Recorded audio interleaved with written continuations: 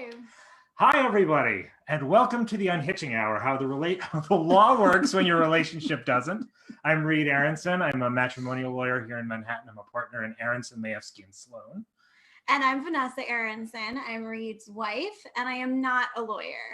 So what we try and talk about on this here live cast is, in the title, it's telling people about how matrimonial law, how family law works, so that people in their own lives, whether it's because they have an issue or because they may have a friend who they want to talk to, or just because they're curious, so that they can have a sense of what's happening and how courts might decide particular conflicts, particular issues, those kinds of things. And we do that by what we'll do is we'll talk about, we'll give you the facts of some actual real cases that came up specifically in New York.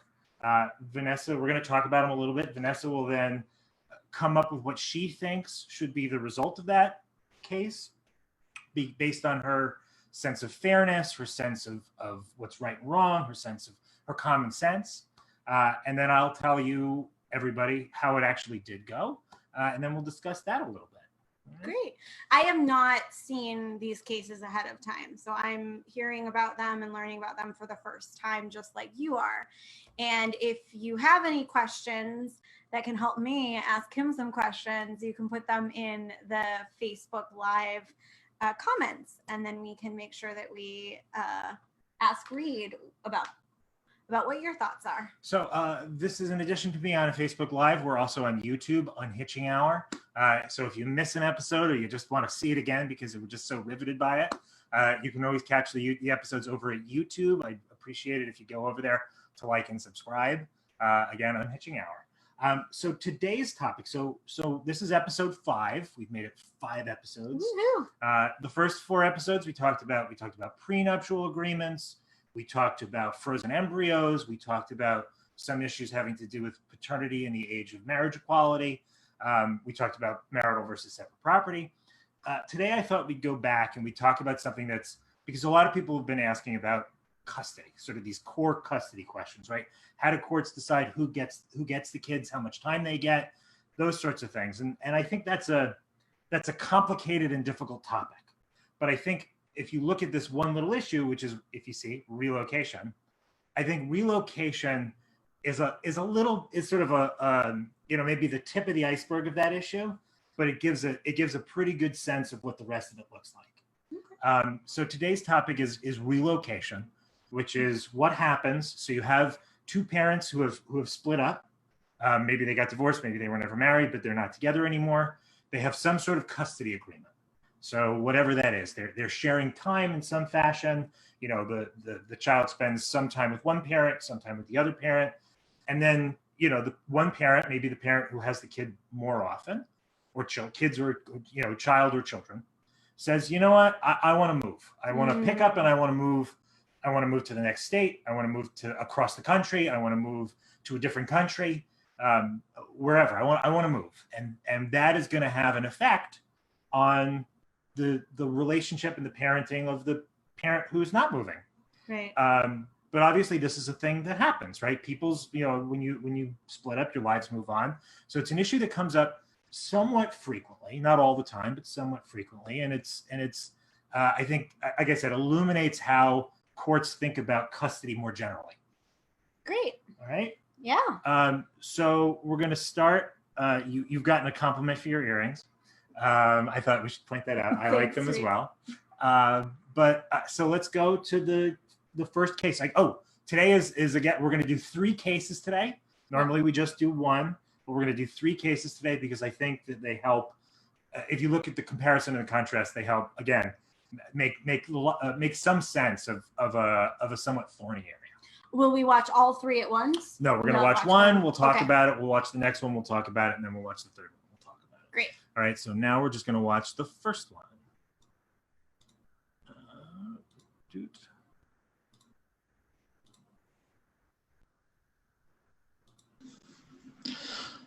Our first case today is called James T.T. versus Shermicke U.U. from Albany in June 2020.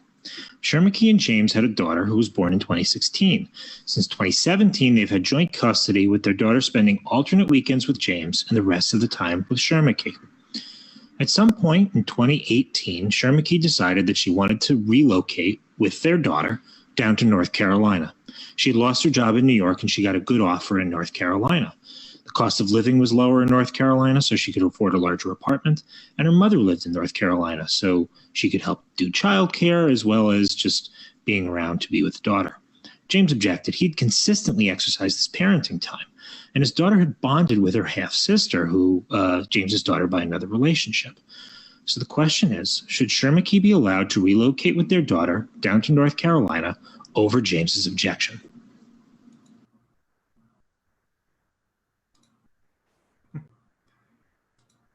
All right. Let me stop. Oh, gotta go here. Stop share. Sorry about that. Okay, so so that's the case. So she wants to move down to North Carolina with their daughter.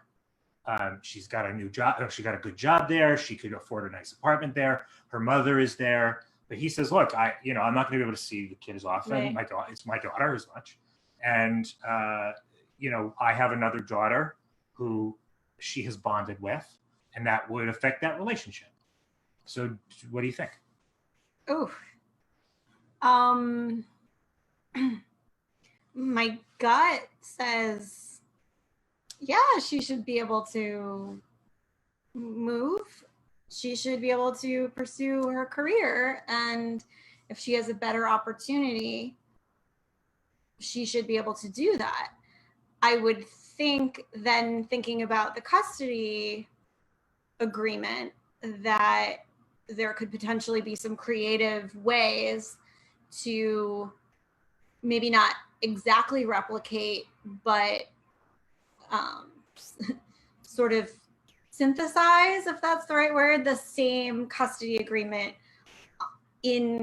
while they're living in different states. So for example, if it was 50-50 custody, I don't know if it was. I don't think It wasn't. So James had just the daughter basically every other weekend. He saw her somewhat other times, but that was basically in every other weekend, and that was when he saw her. Okay, so every other weekend equates to 14 days in 2 weeks. So there's 14 days in 2 weeks, and he saw her 2 out of the 14 days. I think it was within 3. 3 out of the 14 days. Okay.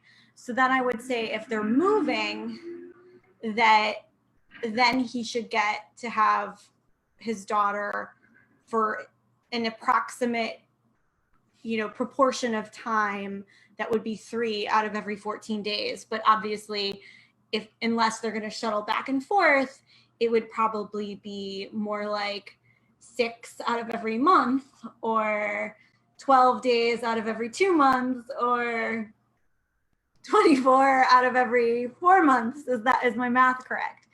That's what I would think would be the fair solution. So she should be able to move. So that is in fact what the court decides. Oh, awesome. You got it right. Yes. So the court decides. So the way that the court looks at it is going back. So in New York, there used to be this, for a relocation, this sort of 3-part test where you looked and you said, well, what's that going to be the effect on the non-custodial parent? So the parent who has less time, and you have to sort of meet these different tests to get it. But that got thrown out in favor of what's in the best interest of the child. That's the only question. When did that get thrown out? It's a case called Tropea versus Tropea. I'd have to look up the date. It was in the mid-90s. Mid-90s, okay. I'd have to look up the exact date. Yeah. And the only question is, and this case is from 2020, so that it's been the standard for a while. The best interests of the child. What are the best interests of the child? And what does that mean, right? How does it help? Well, the things that courts are supposed to look at, and I have it here because I want to remember that I read the whole list, is the things that courts are supposed to consider when deciding what's in the best interests are whether each parent's reasons for seeking or opposing the move, the quality of the relationships between the child and the custodial, non-custodial parents, so who has more time and how good is the relationship with the kid, the impact of the move on the quantity and quality of the child's future contact with a non-custodial parent, the degree to which the custodial parents and child's life may be enhanced economically, emotionally, and educationally, and the feasibility of preserving the relationship between the non-custodial and the parent through suitable parenting time arrangements. So you hit the nail on the head. And the way the court looked at it is they said, look, there's no question that her economic prospects are going to be better in North Carolina than New York, right? She had lost her job. It was clear that had really happened. It wasn't some sort of, she didn't make it up. She wasn't pulling a fast one on anybody. She had this good opportunity down in North Carolina. She could live very nicely down in North Carolina because she could live, the opinion specifically says a 2-bedroom apartment versus the 1-bedroom apartment she could afford up here. And then in terms of the relationship with James, they say, look, we can fashion a different custody arrangement where basically he'll get fewer visits, but they'll be longer. Okay. Right. So he'll get blocks of weeks at a time. He'll get a whole month in the summer. He'll get big chunks during the spring and the winter breaks. And we'll figure it out that way. And that way the girl can move down. She can have this nice life in North Carolina. She can be with her grandmother. And that's the decision that they make in that case. Okay. We have a question. How old was the daughter? So she was born in 2016, and she asked to relocate in 2018. Oh, so she's little. So she would have been 2. She would have been 4 by the time the decision came down, because just things take time. And then the next question, is there a certain age legally at which the child can have a say in what they want in custody situations? So that's a very good question. The answer is that children's views, when they get to be old enough, and it's going to be somewhat a child by child basis, when they get old enough to have the wisdom and discretion to effectively advocate for themselves and to really know sort of what their best interests are, you're supposed to take that into account. It's not the final word ever until they're 18, right? Once a kid's 18, then they make their own decisions. But until then, it's not the final word. But look, the older a child is, the more mature a child is. Mature, I like it when I say mature instead of mature. It sounds much more mature. You're going to take that into account. Look, if you have a 15-year-old, right, and a 15-year-old says, I don't want to move down to North Carolina. First of all, I have a terrible relationship. I'm making up facts here. I have a terrible relationship with my mother. It's okay, but I really don't like spending time with her. I'd much rather stay up here. All my friends are here. All my sports teams are here. I just started high school. I've got a great group of friends. I really don't think it's best for me to move down. A judge is going to take that into account. A judge is going to, at some level, have to. Now, look, the judge might ultimately decide, I don't agree with you, 15-year-old, but it's something that you're going to want to take into account for the obvious reasons. On the other hand, if you've got a 2-year-old, right, or a 3-year-old, yeah, maybe that kid can say, I don't want to move to North Carolina, or I do want to move with mommy. But that's not, you got to know, right? You got to look through the filter of, this is a 3-year-old. This is not necessarily somebody who has the capability to really see the pros and the cons and the ultimate long-term effects. So, but there's no, exact age where this changes. It's just sort of depends on the child. It's not, and it depends on it's going to depend on the child. It's going to depend on the judge, and it's going to depend at some level on the apparent wisdom, right? On the apparent wisdom of the decision. Okay. It's not like if 2 adults make a decision and you sort of say, look, even if we think it's stupid, go ahead. But if a 15-year-old is telling you something that seems reasonable, you're more likely as a judge to say, okay, I'll go along with that, than if you're looking at something and the 15-year-old is making a decision that seems, patently bad for them. Okay. Thank you. Okay. So that's the first case. Are we ready for the second case? Sure. Second case. So second case. Share. There we go. The second case is called Lyons v. Seppi from Long Island in July of 2018. Jessica and Nicholas had a son together who was born in 2007. Since they split up in 2014, they've had joint custody, with the child spending most of the time with Jessica. A few years ago, Jessica decided that she wanted to move from Long Island to Rochester, New York. She did this because she had gotten a big promotion at work, and she had to move for it. There was also a lower cost of living in Rochester, so they could afford to live very nicely. And besides, she had new children with a new relationship, and the child was close to his half-sibling, so she really wanted to bring him with her. Nicholas objected. He had consistently exercised his parenting time, and the distance would have a negative effect on his relationship with their son. So the question is, should Jessica be allowed to relocate with their son to Rochester?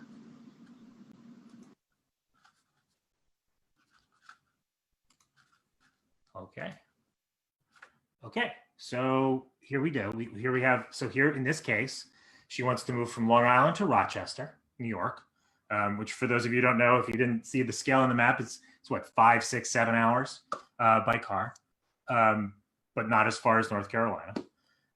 She had a promotion, so she'd be making more money. She'd be able to afford a nicer place to live because the cost of living was lower than in Suffolk County. And she had children by a different relationship. So she wanted to make sure she brought their son with them because, you know, that child had a relationship with his half-siblings. But on the other hand, you have a man who lives in Suffolk County who doesn't necessarily want to have to visit up in Rochester and realizes this is going to affect his time.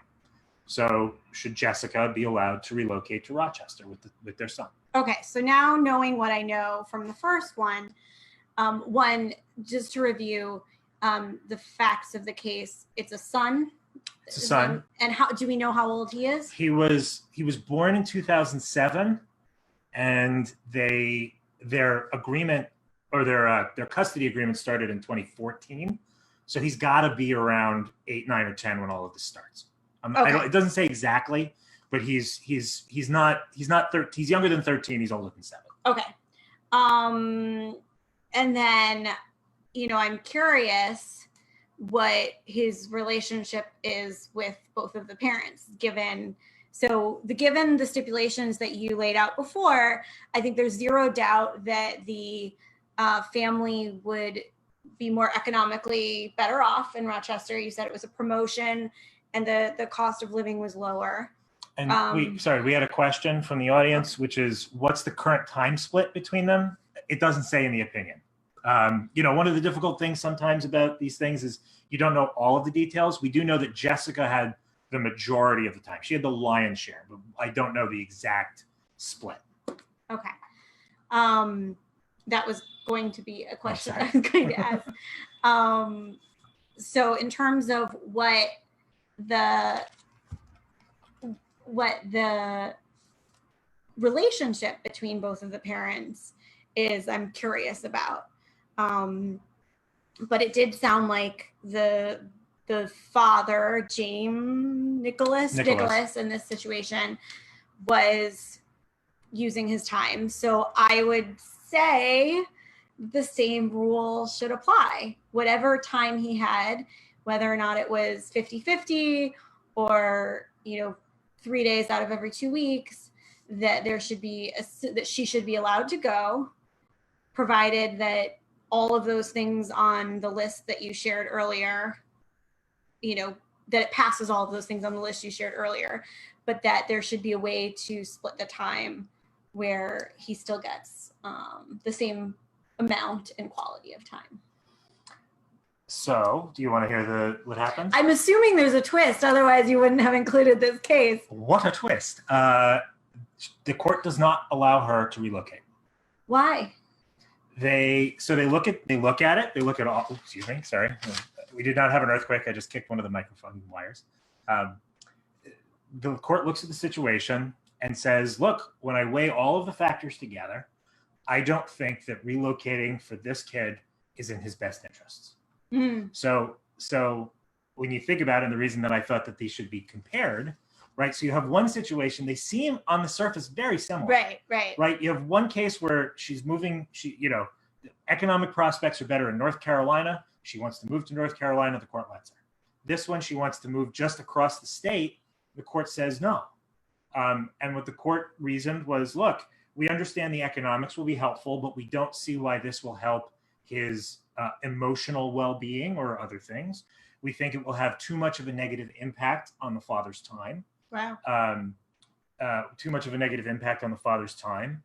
And we are not confident that she will do what she has to do. In this case, Jessica will do what she has to do to make sure that Nicholas gets to remain a major part of the kid's life if she's the 7 or 8 hours away. And so looking at these cases, if you're just sort of looking at the cold sheet of paper from LexisNexis, it might be hard to reconcile that. You say, how is bringing a 2-year-old to North Carolina or a 4-year-old to North Carolina okay, right, but bringing a 10-year-old to Rochester is not okay?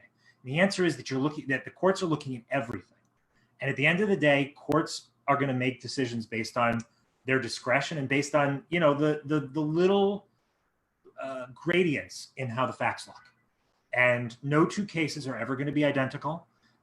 You can look and you can try and get guidance on what to think about and what other courts have done. But at the end of the day, each case is going to be decided on its individual merits. Okay. We have a question that comes in. What happens, this is a really good question.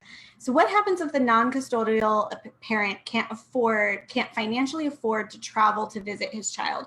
Or I was thinking sort of vice versa, if it would put a burden on the non-custodial parent to have, the sort of schlepping back and forth and the longer stretches of time in which they would be having custody. So that's a very good question. And the answer is that all of this would go into the question of sort of the sub-question of how will it affect the relationship between the child and the non-custodial parent, right? Right. How will it affect that? And if what you're talking about, right, is I want to pick up and I want to move to Japan, right? And by the way, I will do nothing to, I'm not going to, as the custodial parent, and I'm not going to do anything to try and help you with the plane fare, and that's my opinion, and I won't let the kid call you, right? You're going to look at that as a judge and say, it looks like this will have a major impact. But let's say, in the converse, right? I want to move, it's a short ride, and by the way, the non-custodial parent has a helicopter license and can just, or a small plane license and can fly back and forth by themselves. Okay, it won't. Looking at our first case of the day, Shermaki, and if I pronounce anybody's name incorrectly, if you happen to know the correct pronunciation of that name, I apologize. It's hard to know because you're reading it off of a sheet of paper. Shermaki, in fact, said that she would help financially with the back and forth. That's something that she volunteered. I don't know if Jessica volunteered that, but it makes a difference, right? It's not just in the practical sense of, look, if somebody's willing to say that they'll do this, but it also goes to show the willingness of the parent who's moving to do what they have to do to make sure that the relationship with the parent who isn't moving stays strong. So it sounds like it's sort of like the onus is on the parent who wants to relocate to ensure that they prove that the relocation meets all of those criteria that you read us in the first. Remember, it's not all. It's not a okay, do you meet this? Check. Do you meet this? Check. Do you meet this? Check. Those are just factors that you're looking at and making an overall decision about the best interest of the child. But those would be the points you would want to drive home in your argument. Absolutely. And in fact, there are cases, for example, where the parent who wanted to move pointed out, right, like, oh, he's complaining because he doesn't want to move from New York to Chicago, for example. But what he's not telling you is that, in fact, he works for a business that has branches in Chicago. And he could move if he wanted to. He's got nothing holding him here. Or she's got nothing. The non-custodial parent has nothing holding them down here. They can move, and they're choosing not to, right? It's all, you're all sort of throwing it all in an oven and saying, who is it who's one of the major questions that you're going to, in any custody case, and that's relocation, that's time, that's decision making, anything, is which parent seems more likely to do what they can to foster a relationship, and a positive relationship with the other parent.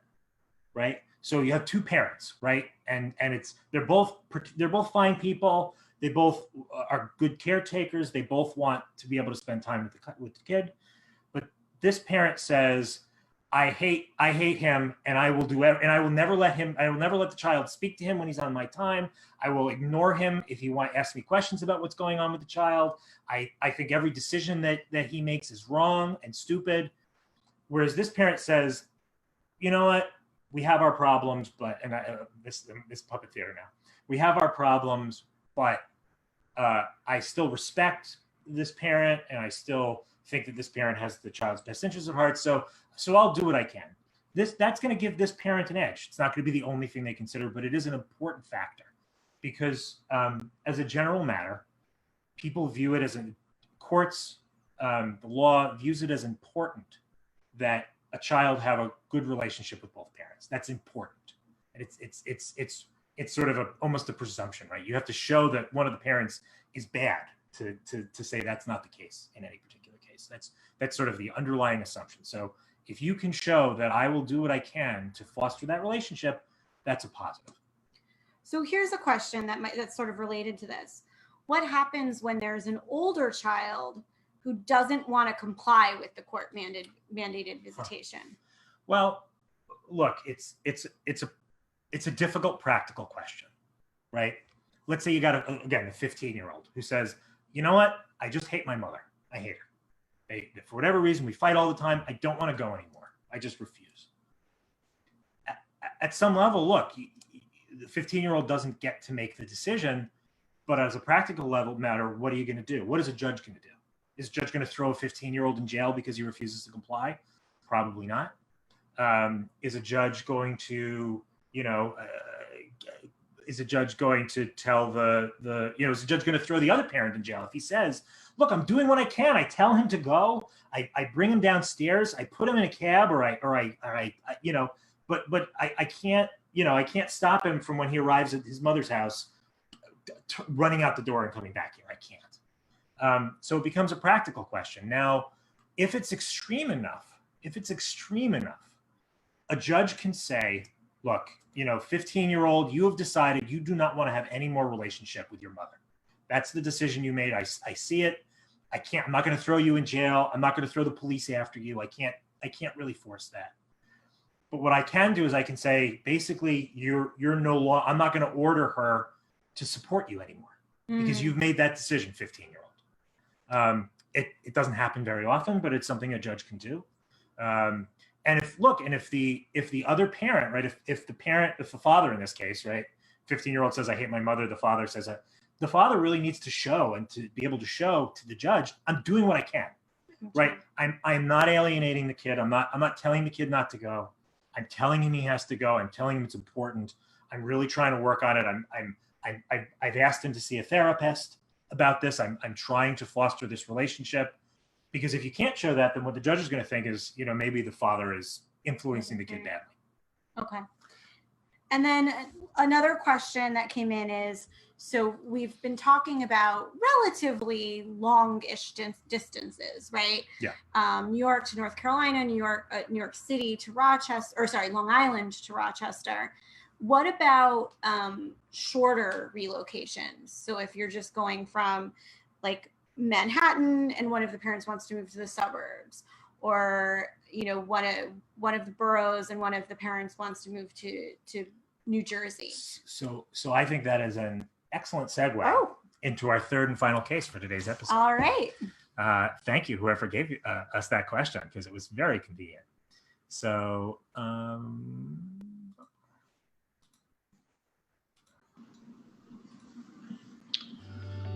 Today's final case is called James v. Gayerko, Westchester County, October of 2018. Magdalena and Eric had 2 children together. Under the custody agreement they had signed when they got divorced, the children were with Magdalena most of the time. But notably, the agreement said that Magdalena could relocate within 55 miles of Mamaroneck, New York, without getting either Eric's consent or the permission of a judge.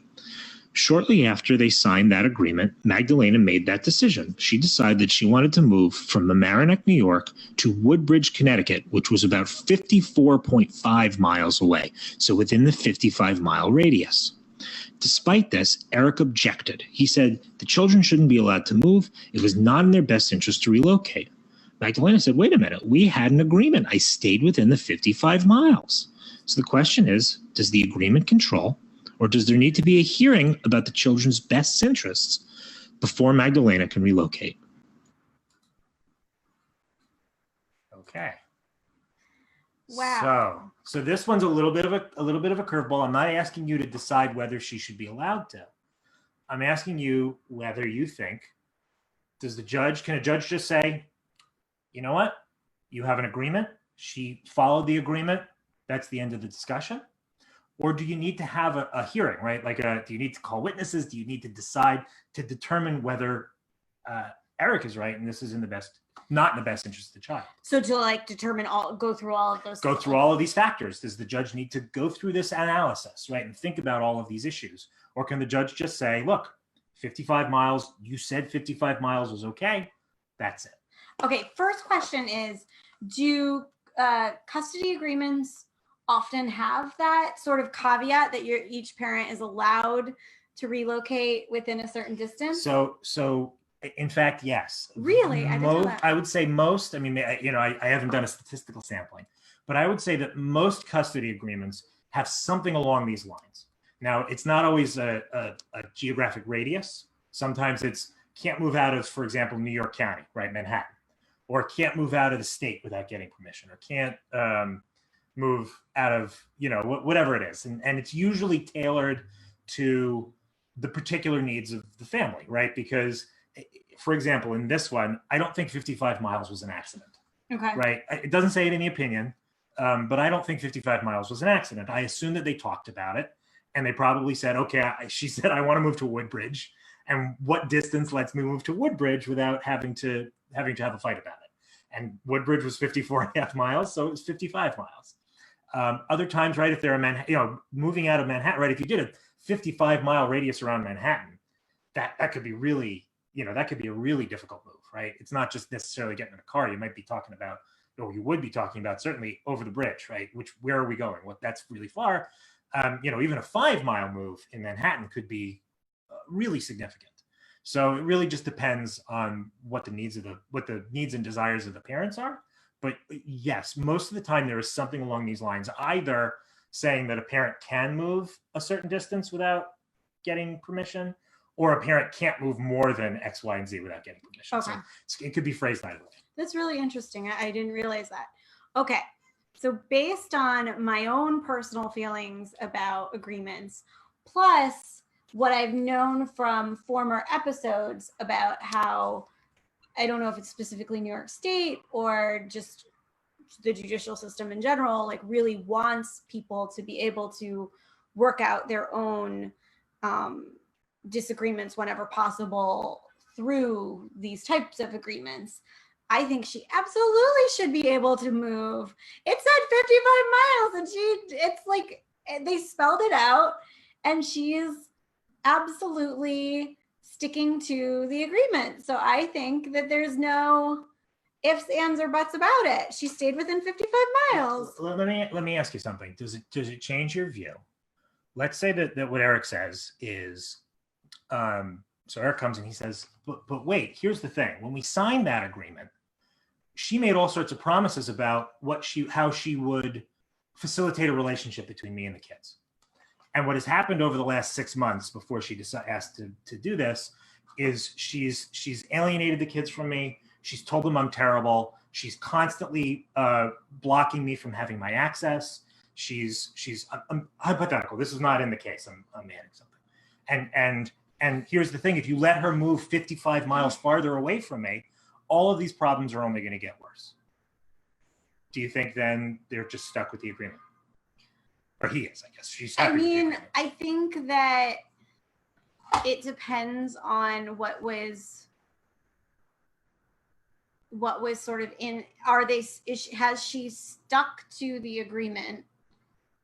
Well, what you said were a lot of intangible things, right? She's speaking negatively or not giving, but if she's giving full time, like the agreement said, I think he'd really have to prove something egregious in order to not allow us to just stick with the agreement, personally. But how do we know if that happened without a full hearing? He has to sort of come up with evidence in the abstract. Well, isn't it? I don't actually know this, but you think about a criminal case proceedings or how criminal cases are handled, they go to a grand jury first, right? So it's not a full trial. It's a sort of little initial barrier that needs to be passed in order to get a full trial.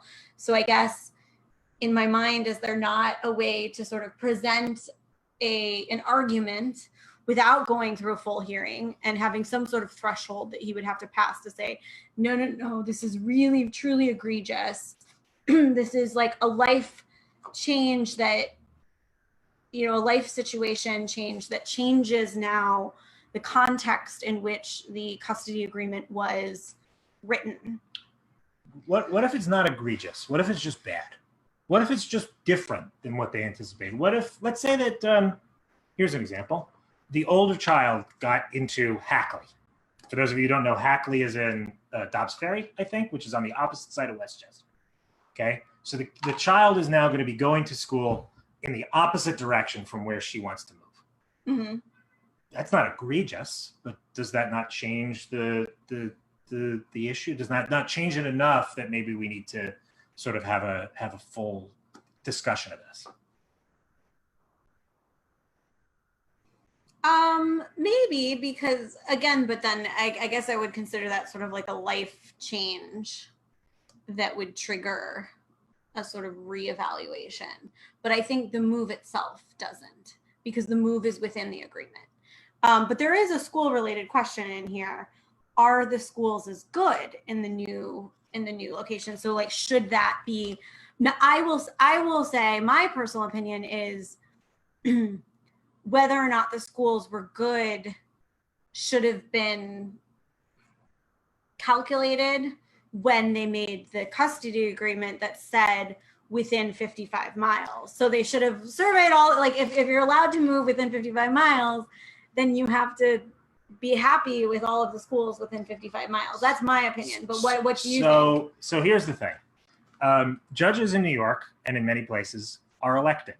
And so you should consider that when you are determining the effectiveness of an argument that the schools in Manhattan or wherever you live now, which is likely where the judge is being elected from, are bad. Right? So at some level, yeah, I mean, everything should be in there. But if your argument is, the schools, for example, the schools in New York County and Manhattan are lousy, so therefore you should let me move up to Westchester. A judge who's elected in Manhattan and who lives in Manhattan and probably has children who go to, may or may not, but might have children who have gone here, or at least nieces and nephews who have gone here, are not going to be terribly sympathetic to that particular argument, because they're going to say, look, the schools here are fine. But what about the opposite? So if could Eric in this case argue that the schools in Connecticut where they were moving, Connecticut, right? Yep. Where they were moving were not as good as the schools in Westchester where he already was? Could that be an argument that everything goes in everything? Okay. I had, when you're talking about best interest of the child, I had on the bar exam, you take preparatory courses, right? And my prep course on family law in New York, talking about best interests, spun a very interesting argument for why it was in a baby's best interest to be launched into space with astronauts, right? So, and the notion is like, well, he'd have a lot of fun floating around, and everything goes in there, right? And every judge is going to look at things a little bit differently according to their own views and their own perspectives, and the perspectives of the people who are testifying, whether it's a psychiatric expert or a child development expert, right? Those sorts of things are all going to go in there. So let's tell you how the last case went with Magdalena and Eric. Okay. So the trial court hears the case and says, there's no hearing, looks at it, says, you have an agreement, that's it. Goes up on appeal. The appellate court says, not so fast. The agreement is okay, and we'll take it into account, but you need to have a hearing because we need to decide, even in a case like this, what the best interests of the child are, right? That's the only question. It is not about, there is no single factor, right, that overrides that main question of what is the child's best interests. And in this case, if you allowed the existence of the agreement to basically be the only factor that matters, right? Even if every other factor would point to it being not in the children's best interests, you would be stuck with this agreement, and that would be bad for the children. Okay. And the only thing that matters is the best interest of the child. And that really is, in terms of looking at any custody question, right? Whatever the custody question is, if it's time, if it's decision making, if it's relocation, anything, the paramount concern of a court is not going to be what the parents want. It's not going to be, who's the nice one and who's the mean one, or whether they sign something. It's not going to be that. The paramount consideration of the court is going to be what's in the best interest of the child. Now, look, if two people come together and make a reasonable agreement and neither one of them wants to fight about it, a judge is not going to go and say, well, you agreed to split time evenly, but I really think it would be much better if one of you had 6 days and the other had 8 days out of 2 weeks. Okay. That's not going to happen as a practical matter, because a judge is going to sort of say, look, you did something that seems on its face reasonable, I'll let you do it. But if one parent is coming in and saying, this is not good for our children, this is not in the best interest of our child, a court is always going to want to look and make sure that they're not right. Okay. So my question is then, when you have someone who is in the process of negotiating a custody agreement, what I could imagine, me being someone who likes to prepare for the future and plan for the future, and who believes that, if we can solve problems by coming up with solutions, right, by preempting problems, by coming up with solutions now, that's a good thing. Mm-hmm. To me, it almost sounds like maybe it's not as important to consider the agreements or the decisions in a custody agreement as final, because it sounds like if you can argue that a change is in the best interest of the child, that all of those agreements can sort of be reopened up along the way. If you can show, right, if you can show that something has happened, right, she wants to pick up and move 55 miles away, or we learned that our child has particular special needs, or we learned that this parent, despite what we thought at the time, is really not fit, right? Then you can go to a court and you can say, look, this has changed. And I know this is what we used to think, and this is how we thought about it 6 months ago, 8 months ago, 12 months ago, when these were the circumstances, but those circumstances are different. Unlike with, for example, a financial agreement, right? Because with a, if I have a contract to sell you my house and I'm going to sell it to you in 6 months, I can't go and say, well, 6 months ago, I thought the market was going to be different, so let me out of this contract. No, that's it. But with children, the question is always what's in their best interest. And what's in their best interest is always going to require, at some level, looking a little bit deeper than just, what were we doing before? Interesting. Okay, we have another question. We've talked a lot about the best interest of the child, but what if one of the parents is simply a mean or controlling person? Is that enough to adjust visitation or relocation? I mean, it depends.